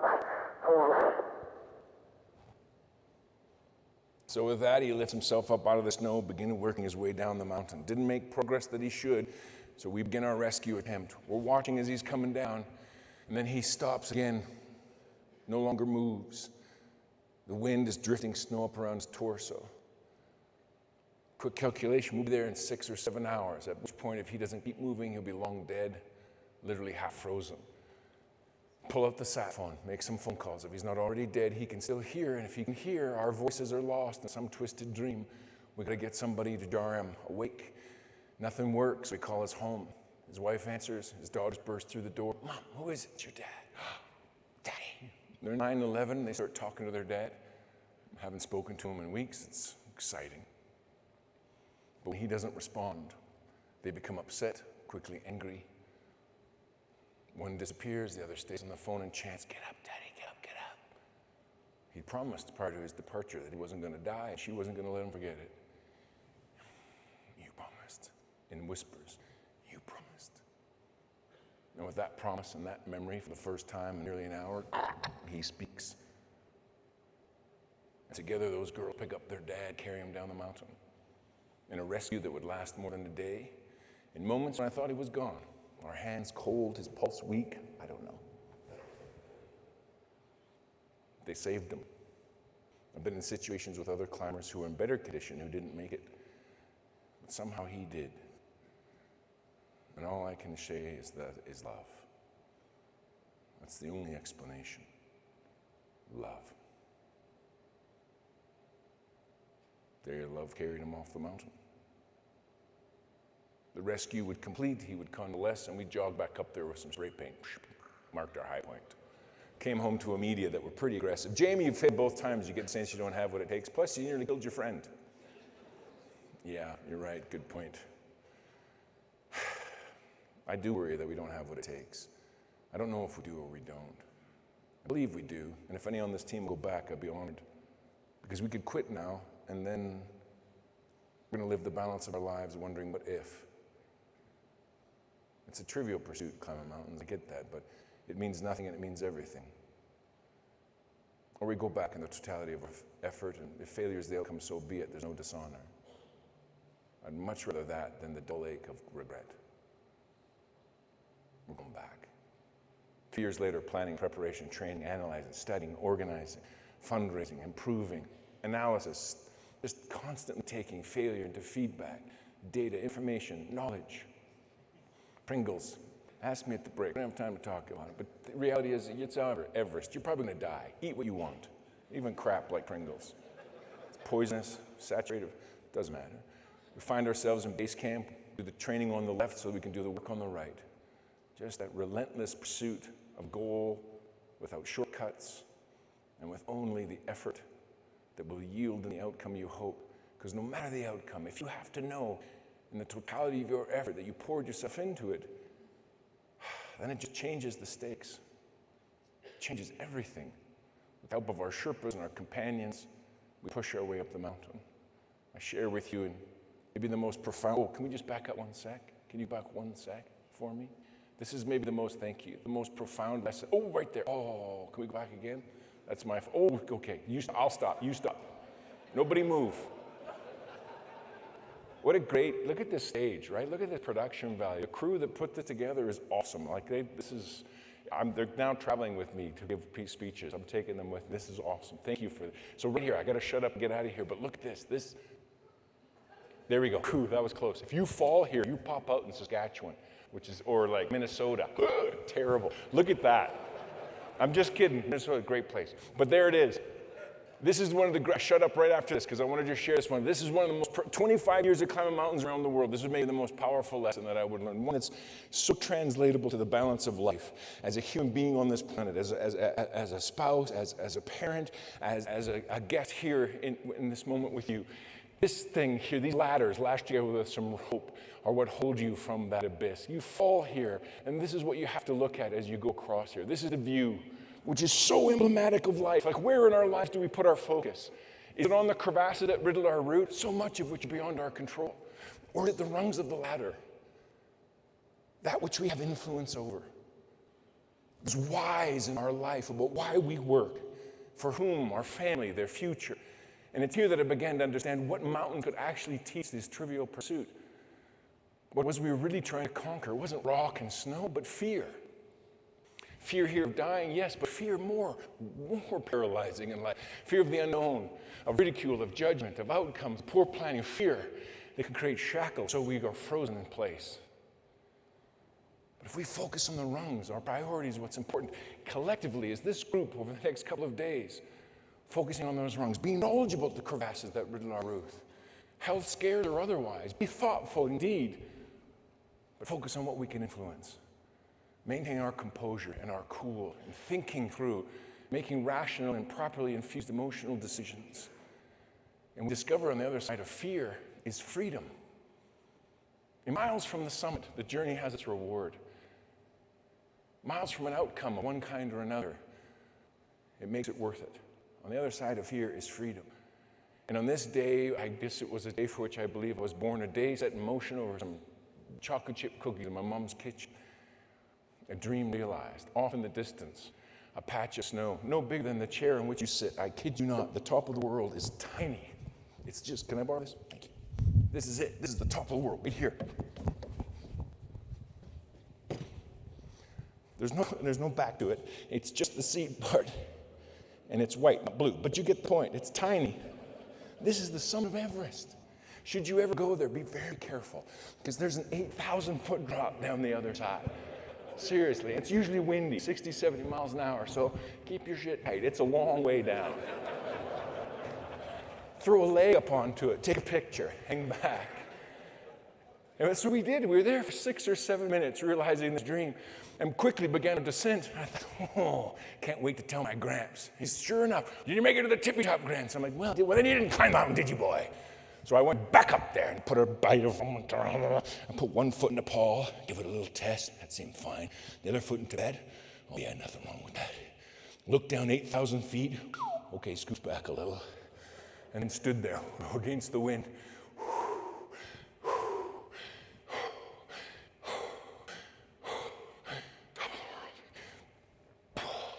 You could see stars. It was mid-morning, but the atmosphere was so thin. Those are stars.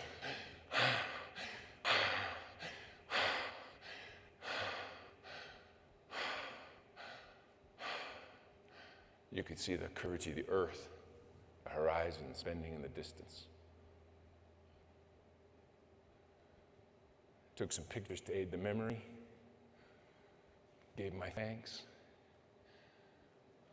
And went home. And now, by some crazy twist of fate, stand here with you, celebrating, setting ourselves up. Come what may, wind, cold, avalanches, viruses, or the like.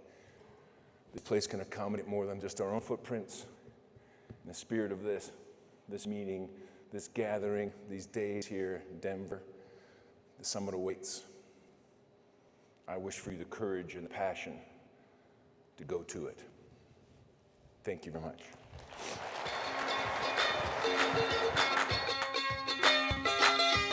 Ladies and gentlemen, Rob Walk.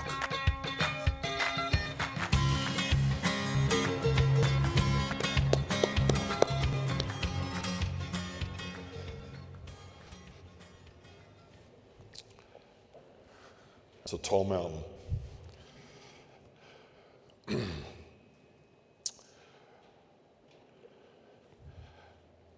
Yes, we do use teleprompters, and right now I see a picture of a mountain. Okay, here we go. All right. Secret's out, as if you can tell. It's now time for the presentation of the annual RFMA Gives project, which is now it's in its 10th year. I'm pleased to introduce the project managers for the 2020 RFMA Gives project. Peggy Fromholz, Josh Rains, along with RFMA's Facility Resource Manager, Jeff Dover, CRFP.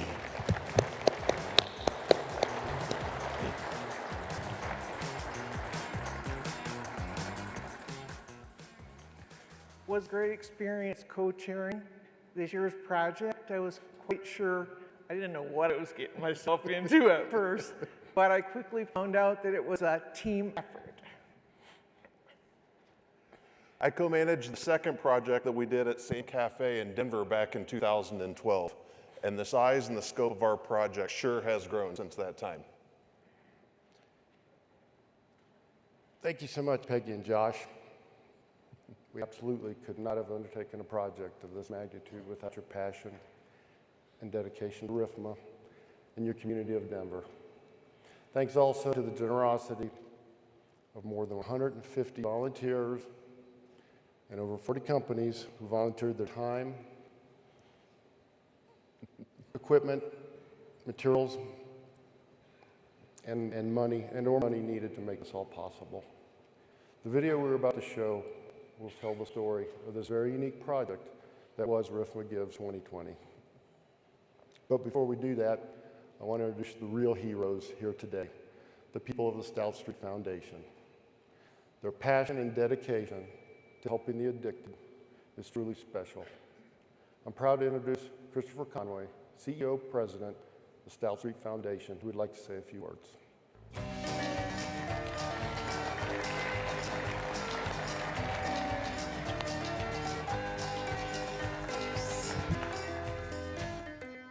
Good morning, and thank you so much for allowing me a few minutes to express our gratitude from the residents, the staff, and the board of directors of Stout Street Foundation.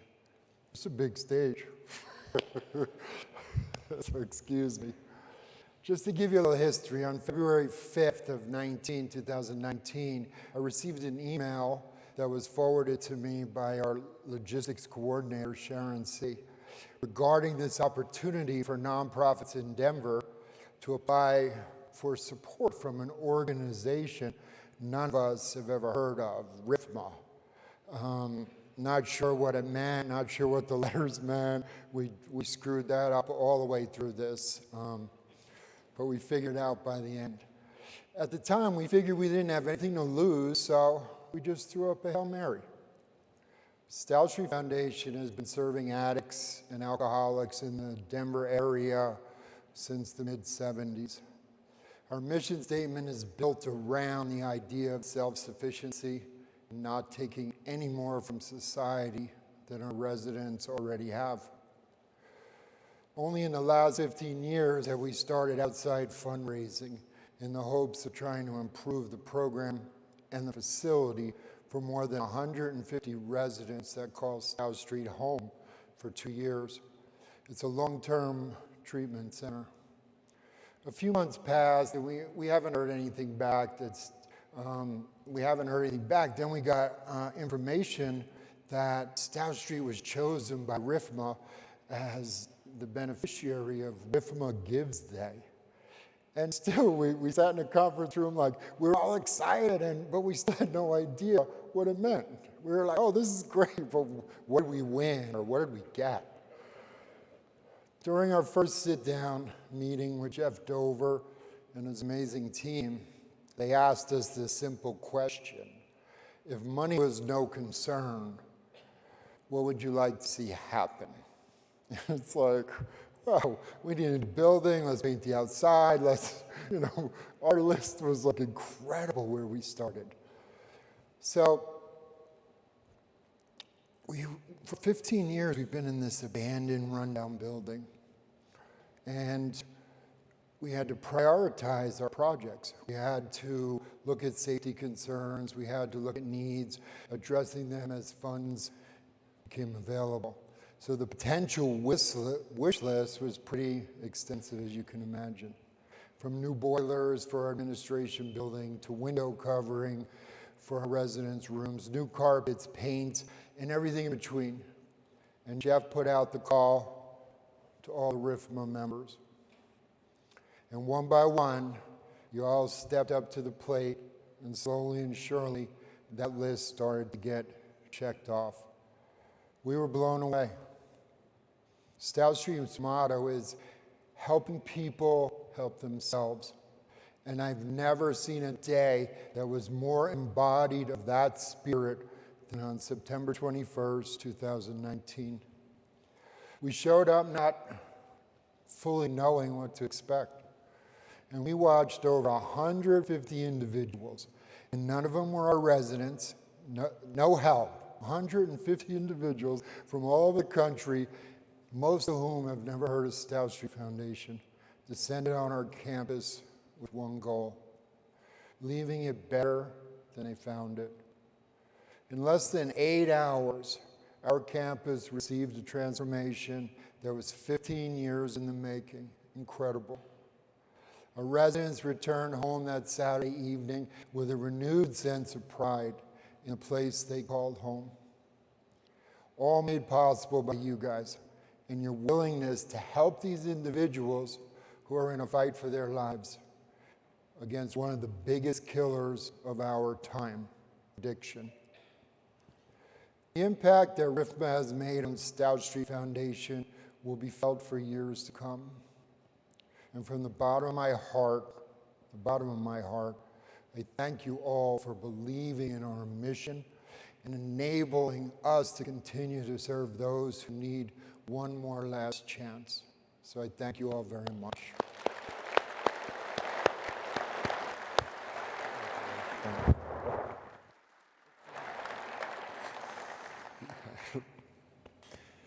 You're a good man.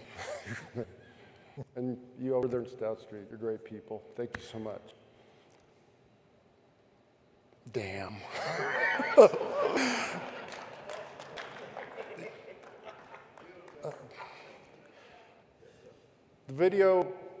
The video we're about to show will tell the story of this very unique project that was RFMA Gives 2020. While the video plays, we ask that one representative from each company who donated goods or services, along with the individual volunteers who worked on site, please make your way to the left side of the stage over there to receive a token of our appreciation. Thank you again so much. Do you see a drug addict? Or do you see a person who struggles with addiction? In Denver, Colorado, the Stout Street Foundation is run by former addicts who see addicts as people first. The Stout Street program works because with every opportunity it offers its residents, it demands accountability.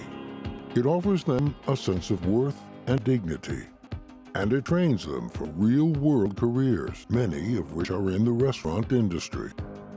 The kitchen at Stout Street feeds up to 200 residents 7 days a week, 3 meals a day, and that kitchen is 100% resident-run. Inventory, supply ordering, food prep, meal service, cleanup, everything. The adult men and women who get a fresh chance at Stout Street don't pay a dime. What they get in return is priceless. Participants in the program are asked to do 2 things: stay motivated to face their addiction, work to piece their lives back together. Through RFMA Gives, the Restaurant Facility Management Association is proud to serve alongside Stout Street Foundation. RFMA volunteers, led by RFMA Gives project managers Josh Raines, Peggy Fromhold, and Jennifer Thompson, work their magic throughout the Stout Street facility. We provided a clean coat of paint, representing a clean start in life. We replaced hundreds of ceiling tiles and carpeting. We renovated the landscaping, spreading truckloads of mulch, trimming trees, and planting new gardens. We installed a bright new exterior sign, rebuilt a dozen picnic tables, and built a basketball court with regulation goal. Through RFMA Gives, we put hundreds of hands and hearts to work for people who need a break. People who didn't start out as addicts. People making the most of the second chance they're getting at Stout Street Foundation. The people of RFMA Gives are honored to help. I've been at Stout Street for 21 years. And in my whole time at Stout Street, I have never seen more generosity. RFMA Gives has over 150 volunteers today at Stout Street Foundation, and they're all just giving and being generous in all different projects. We appreciate them so much. Thank you.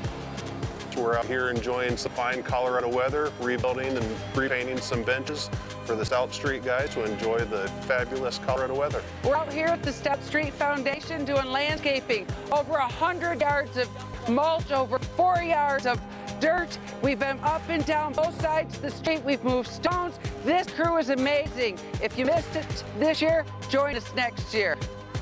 We're here in Denver supporting the community, supporting RFMA Gives. It's great to connect with new vendors and old faces, and glad to be here. It's been a great day. And we're just so incredibly happy to be here today. This is our second year to be a part of RFMA Gives. There's 5 of us here from Hobart Service. We've been painting all day, and it's been wonderful. We recognized a couple years ago how great this organization is, and we'll be a part of it for many years to come. Hi, this is Russ with Department of Drain, and we're the water sponsor this year for RFMA Gives, so we're happy to be a part of this. We started last year, and we're happy to be out here and donate our time to give back to the community. So if you look around this amazing RFMA Gives Day, you'll see all these volunteers from across the country that come and give their time and effort here for RFMA Gives today. Thank you so much. We want to thank all of those who volunteered, all of the vendors who donated, and those who donated material to make this a success. For those who haven't had an opportunity to serve at one of these events, I strongly encourage you to do that. You will leave with a feeling of service that you will always remember. So a great thank you to everybody involved. So here we are finishing up the end of the day for our 10th annual RFMA Gives project in Denver, Colorado. We've got a little bit of landscaping that they're finishing up just behind me. We've been doing ceiling tile replacement, ripping up carpet, painting. Just the things that these volunteers have gotten accomplished today has been nothing short of astounding. We had over 150 people come out to support us and work and take time away from their families and their weekends and come support RFMA Gives. So thank you all for everything you do. I'm so glad to have you here.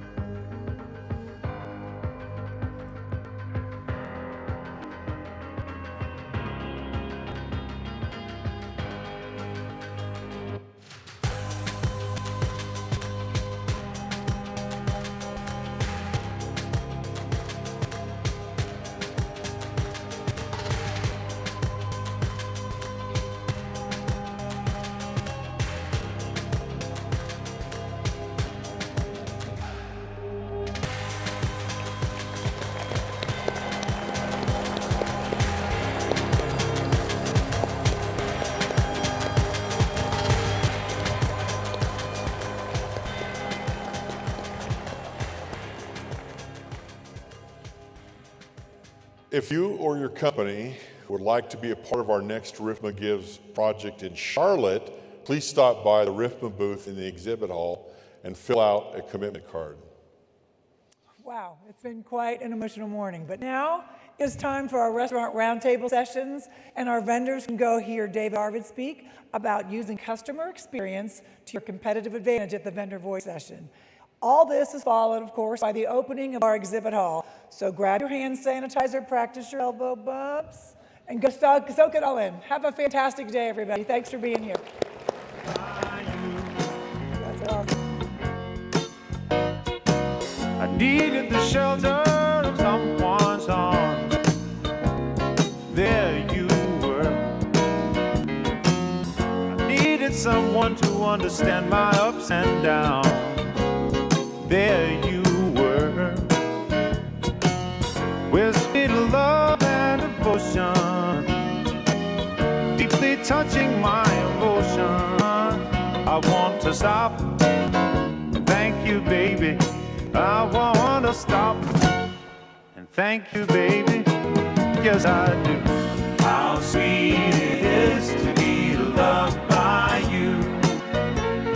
Feels so fine. How sweet it is to be loved by you. I close my eyes at night, wondering where would I be without you, my life. Everything I did was just a bore. Everywhere I went, it seems I've been there before. You brighten up for me all of my days.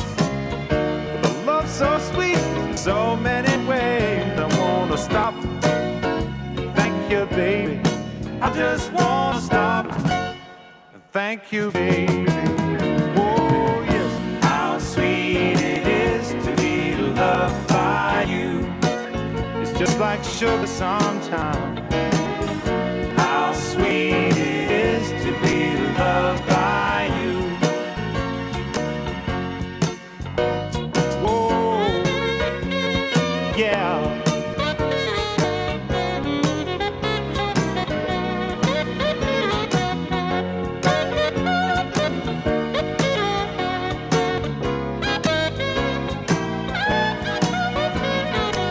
You were better to me than I was to myself. For me, there's you, and there ain't nobody else. I wanna stop and thank you, baby. I just wanna stop and thank you, baby. Oh, yes, how sweet it is to be loved by you. How sweet it is to be loved by you. Oh, now, how sweet it is to be loved by you. It's like jelly, baby. Oh, now, how sweet it is to be loved by you. Just like honey to the bee. This concludes our opening session. Please exit to the lobby. Doors will be closing soon in preparation for our next session.